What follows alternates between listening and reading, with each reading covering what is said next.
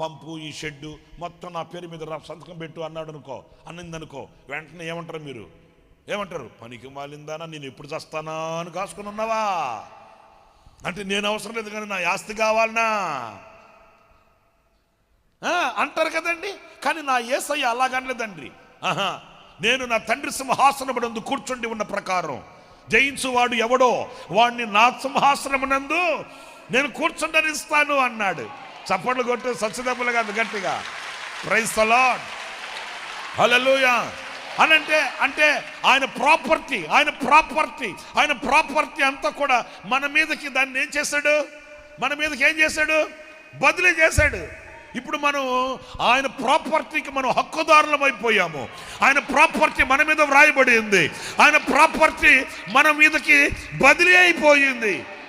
ఎందుకయ్యా ఎంత ప్రేమ చూపాడు ఆయన అంటే, ఆయన ద్వారా ఆయనలో నుండి తీయబడ్డాడు.